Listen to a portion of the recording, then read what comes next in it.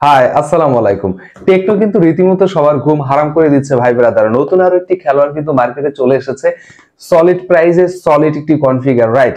এখানে আমরা দুটি ভেরিয়েন্ট দেখতে পাবো টেকনো স্পার্ক 20C এর। একটি হচ্ছে 4128, যেটি হচ্ছে 13,000 টাকা, আরেকটি হচ্ছে 8128, সেটি হচ্ছে 14,500 টাকা। এই প্রাইস পয়েন্টে কতটুকু যৌক্তিক কনফিগার ছিল? 5000 mAh ব্যাটারি, ইনবক্সে 18 ওয়াটের ফাস্ট চার্জার, রেয়ারে 50 মেগাপিক্সেল ক্যামেরা, ফ্রন্ট হচ্ছে 8 megapixel camera, MediaTek Helio G36 এর অক্টা-কোর একটি প্রসেসর।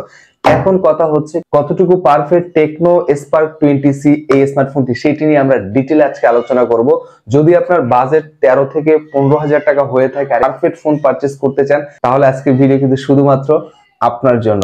নতুন হলে সাবস্ক্রাইব করতে ভুলবেন না, পাশে থাকা বেল বাটন প্রেস করে দিবেন। কথা না বাড়িয়ে চলেন আমরা দেখে আসি ইনবক্সে কি কি রেখেছে আপনাদের জন্য।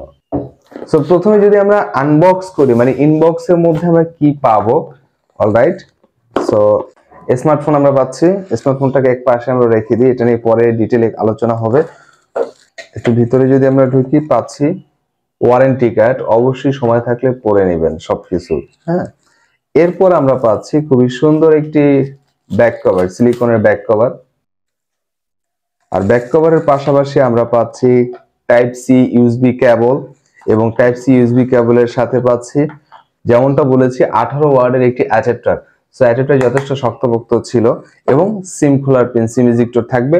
আনবক্সে সোনার বাংলাদেশ। চলেন আমরা স্মার্টফোনে চলে যাই, আসলে টেকনো স্পার্ক 20C কতটুকু পারফেক্ট আপনার জন্য। সো ভাই লোক, অলরাইট, ভেরি গুড। স্মার্টফোন আমাদের হাতে এখন দুটি কালারই আমাদের কাছে রয়েছে। ডিজাইন নিয়ে যদি কথা বলতে হয়, সবসময় মানে রিসেন্টলি আমরা যে ডিজাইনগুলো দেখতে পাচ্ছি সেই প্যাটার্নই এখানে আমরা দেখতে পাচ্ছি। টেকনো স্পার্ক 20C স্মার্টফোনটি বক্সি শেপ রয়েছে, এবং ব্যাক প্যানেলে আমরা প্লাস্টিক পাচ্ছি, পলিকার্বনেট ফাইবার। নরমালি যে স্ক্র্যাচ পাবো না, স্ক্র্যাচ রেসিস্ট্যান্ট, বাট আপনি যখন ফোনটা খুব কাছে নেবেন তখন এখানে একটা শেড পাবেন, যেটা মানে আনকমন। আমি এর আগে অন্য কোনো ফোনে দেখিনি। বিশেষ করে সানলাইটে যখন আপনি যাবেন তখন ভালো করে বুঝতে পারবেন, খুবই গ্লোসি, খুবই শাইনিং, এবং সোজা সোজা কিছু দাগ রয়েছে, মনে হবে স্ক্র্যাচ, বাট আসলে যখন ফোনটা হাতে নেবেন তখন আরো বেশি প্রিমিয়াম লাগবে। বাট এই প্যাটার্নটা আমার কাছে খুব ভালো লেগেছে, এবং বক্সি শেপ হওয়ার কারণে হ্যান্ডফিলটাও কিন্তু খুবই চমৎকার পাবেন। যদি আপনি লং টাইম হাতে গ্রিপ করে রাখেন, আপনি বোর ফিল করবেন না। আর আমরা ফোনের ভিতরে যদি চলে যাই, ফোনের মধ্যে এখানে বেশ বড়সড় একটি আমরা ডিসপ্লে দেখতে পাচ্ছি। 6.6 ইঞ্চ এইচডি প্লাস পাঞ্চ হলে একটি আমরা ডিসপ্লে পাচ্ছি। 90 হার্টজ স্ক্রিন রিফ্রেশ রেট, যার পিপিআই ছিল 267, এবং ব্রাইটনেসের কথা বললে মোটামুটি ভালো ব্রাইটনেস আপনি পাবেন, আউটপুটটা ভালোই পাবেন, বাট সানলাইটে গেলে একটু স্ট্রাগল করতে হবে। আর টাচ রেসপন্সের কথা বলে এই প্রাইস পয়েন্টে 90 hertz screen refresh rate, so touch response নিয়ে খুব বেশি আমাদের ভোগতে হয়নি। এখানে যতটুকু আউটপুট পেয়েছি খুশি রাখার মতো বা খুশি হওয়ার মতো। এবং আপনি যদি ডিসপ্লের কালার কন্ট্রাস্ট নিয়ে কথা বলেন, আইপিএস ডিসপ্লে হওয়ার কারণে আপনি যখন ছবি মুভি যাই দেখেন না কেন, মোটামুটি কালার কন্ট্রাস্ট নিয়ে একটু আপনার স্ট্রাগল করতে হবে। এবং আমার কাছে মনে হচ্ছে লোয়ার চেইনটা খুব একটু বেশি বড়ই মনে হচ্ছে, বাট এই প্রাইস পয়েন্টে এতটুকু স্যাক্রিফাইস করা যেতে পারে। এবং মজার ব্যাপার হচ্ছে এখানে কিন্তু 5 হোল ডিসপ্লে পাচ্ছি, যেখানে অন্য অন্য ব্র্যান্ডের দিকে যদি আমরা তাকাই 16,000 17,000 টাকায় কিন্তু ভিনাস ডিসপ্লে দিচ্ছে। বাট এখানে আরেকটা জিনিস আমরা মিস করে যাচ্ছি, এখানে চাইলে হয়তোবা techno Spark 20C FSD plus দিতে পারতো, তাহলে হয়তোবা বাজেটটা একটু বেড়ে যেত। এক পাশে তাকাই তাহলে আমরা পাচ্ছি পাওয়ার বাটন, আর যেটি পাওয়ার বাটন সেটি হচ্ছে সাইড মাউন্টেন ফিঙ্গারপ্রিন্ট সেন্সর। আর ফিঙ্গারপ্রিন্ট সেন্সরের রেসপন্স যথেষ্ট আমরা ভালো পেয়েছি, একুরেট ছিল। যতবার আমরা প্রেস করেছি ঠিক ঠিক সময় সে রেসপন্স করতে পেরেছে। এবং ঠিক উপরে যদি আমরা তাকাই তাহলে পাচ্ছি ভলিউম লকার, ভলিউম বাড়ানো যাবে, কমানো যাবে। এখানে কিন্তু আমরা ডুয়েল স্টুডিও স্পিকার পাচ্ছি। সো মিউজিক লাভার যারা রয়েছে তাদের জন্য পারফেক্ট হতে পারে এই স্মার্টফোনটি। দুই পাশ দিয়ে আপনার সাউন্ডটা আসবে, সো সাউন্ড একুরেট ছিল, পারফেক্ট ছিল। ঠিক উপরে যদি আমরা তাকাই, এখানে আমরা একটা স্পিকার দেখতে পাচ্ছি। এক পাশে আমরা পাচ্ছি সিম ট্রে, যেখানে দুটি সিম ইউজ করতে পারবেন। যদি আপনি চান এক্সট্রা এসডি কার্ড ইউজ করতে সেটাও পারবেন, সেই সুবিধাও রয়েছে। একদম শেষের ভাগে আরো একটি স্পিকার আমরা পেয়ে যাচ্ছি, চার্জিং জ্যাক পাচ্ছি, ইয়ারফোন জ্যাক পাচ্ছি। সো প্রয়োজনীয় যতগুলো পোর্টস বাটন দরকার ছিল সবকিছু দিয়েছে টেকনো স্পার্ক 20C এই স্মার্টফোনটি।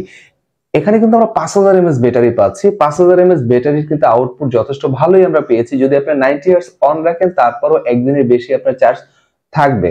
তো চার্জ নিয়ে আপনার প্যারা খেতে হবে না। আর যদি চার্জ শেষ হয়ে যায় ডোন্ট ওয়ারি, ইনবক্সে কিন্তু আপনাকে 18 ওয়াটের চার্জার দিয়ে দিচ্ছে টেকনো স্পার্ক 20C এই স্মার্টফোনটি। র‍্যাম রোমের দিকে তাকাই, শুরুতেই যেমনটা বলেছি এখানে দুটি ভেরিয়েন্ট আমরা পাবো।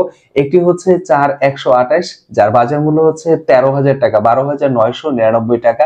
আরেকটি হচ্ছে 8128 যার বাজার মূল্য হচ্ছে 14,499 টাকা। সো মাল্টিপল অ্যাপ নিয়ে যদি কাজ করতে চান, 4টা-5টা অ্যাপ নিয়ে আপনি র্যান্ডমলি ইজিলি আপনি কাজ করতে পারবেন। বাট যদি 8128 ভেরিয়েন্টই নেন তাহলে কোনো কথাই নেই, ল্যাগ বা স্লোর দেখা খুবই কম পাবেন। সো আমি প্রেফার করব যদি আপনার বাজেট ভালো থাকে তাহলে 8128টা পারচেজ করাই পারফেক্ট হবে। আর র‍্যাম রোমের পাশাপাশি কিন্তু এখানে আমরা পাচ্ছি Android 13 পাচ্ছি, নিঃসন্দেহে এটা চমৎকার একটি বিষয়। এবং Android 13 এর পাশাপাশি এখানে যে চিপসেটটি পাচ্ছি একদম বেসিক এন্ট্রি লেভেলের একটি চিপসেট পাচ্ছি, MediaTek Helio G36 অক্টা করে একটি প্রসেসর পাচ্ছি। বাট আমি বলবো এই প্রাইস পয়েন্টে এর থেকে বেটার চিপসেটটা দিতে পারতো। অ্যাটলিস্ট 14,599 টাকা যে ভেরিয়েন্টটি রয়েছে সেখানে আমরা একটি ভালো প্রসেসর দেখতে আশা করতেই পারি। এটা আসলে টেকনো কাছ থেকে আমরা এক্সপেক্ট করতে পারি, কারণ আমরা জানি যে টেকনো কিন্তু প্রাইস ভার্সেস কনফিগার ভালো দেওয়ার বা ভালো রাখার চেষ্টা করে। সো আমি বলবো পারফরমেন্সের দিক থেকে টেকনো স্পার্ক 20C এই স্মার্টফোনটি একটু পিছিয়ে থাকবে অন্যান্য ফোনের থেকে। আর ক্যামেরার কথা যদি বলতে হয়, পারফরমেন্সের দিক থেকে পিছিয়ে থাকলেও ক্যামেরার দিক থেকে কিন্তু পিছিয়ে থাকবে না। এখানে টেকনো স্পার্ক 20C আপনাকে দিচ্ছে ডুয়াল ক্যামেরা সেটআপ।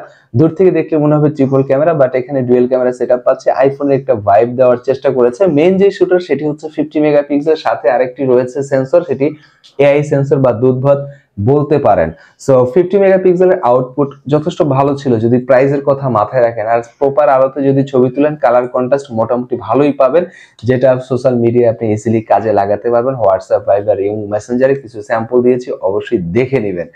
আর যদি ফ্রন্ট ক্যামেরার কথা বলি, ফ্রন্টে কিন্তু এখানে আমরা পাচ্ছি 8 মেগাপিক্সেল ক্যামেরা। এই প্রাইস পয়েন্টে 8 মেগাপিক্সেল ক্যামেরা চালিয়ে নেওয়ার মতো স্টেবল একটি জায়গায় থাকবে।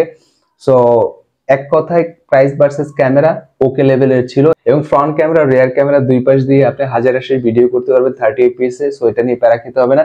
বাট ভিডিওটা স্টেবল হয়ে যদি করেন সেটা আপনি কাজে লাগাতে পারবেন। এবং ক্যামেরার মধ্যে যতগুলো ফিচার দরকার মোটামুটি সবকিছুই দেওয়ার চেষ্টা করেছে এই স্মার্টফোনটি। এখন কথা হচ্ছে ভিডিও শেষে এই স্মার্টফোন থেকে আমরা ভালো দিক এবং মন্দ দিক যদি আলাদা করি তাহলে কি কি আমরা পেয়েছি। প্রথমে যদি আমরা তিতা দিক বলি, ওভারঅল পারফরমেন্সটা আমার কাছে ভালো লাগেনি। এই প্রাইস পয়েন্টে এর থেকে বেটার কিছু বা বেটার পারফরমেন্স আমরা আশা করি টেকনোর কাছ থেকে। সো পারফরমেন্সটা আমরা ভালো পাচ্ছিলাম না। আর মিঠা দিকের কথা বললে কিন্তু আসলে শেষ করা যাবে না। ফার্স্ট অফ অল হচ্ছে ডিজাইনের প্যাটার্নটা আমার কাছে খুব ভালো লেগেছে, অন্যান্য ফোনের থেকে একটু ডিফারেন্ট। এখানে আপনি যদি খুব কাছ থেকে দেখেন তাহলে আসলে ফিল করবেন ব্যাপারটা।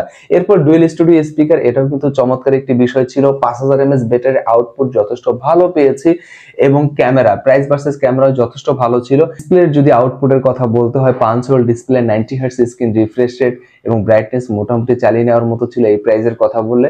সো ওভারঅল প্যাকেজ যদি একটি চান তাহলে আপনি এই ফোনটি দেখতে পারেন। বিশেষ করে যারা মিডিয়া ভিত্তিক কাজগুলো করেন, যেমন মুভি দেখেন, র্যান্ডমলি আপনি গান শুনতে ভালোবাসেন এবং ডিসপ্লেটা খুব বেশি দরকার এবং ডিজাইন ভালো চান তাহলে এই ফোনটি দেখতে পারেন। আর যদি আপনি টুকটাক গেম খেলতে চান বা পারফরমেন্সের দিকে আপনি যদি একটু বেশি জোর দেন তাহলে আমি বলবো ইজিলি আপনি টেকনো স্পার্ক 20C এই ফোনটি এড়িয়ে যেতে পারেন এবং অন্য কিছু দেখতে পারেন। এরপরে যদি কোনো কনফিউশন থাকে অবশ্যই কমেন্টের মাধ্যমে জানাতে ভুলবেন না, সেখানে আমরা ডিটেইলে আরো ক্লিয়ার করে দেওয়ার চেষ্টা করব। ভালো থাকবেন, সুস্থ থাকবেন, নিজ পরিবারের সাথে থাকবেন। আসসালামু আলাইকুম।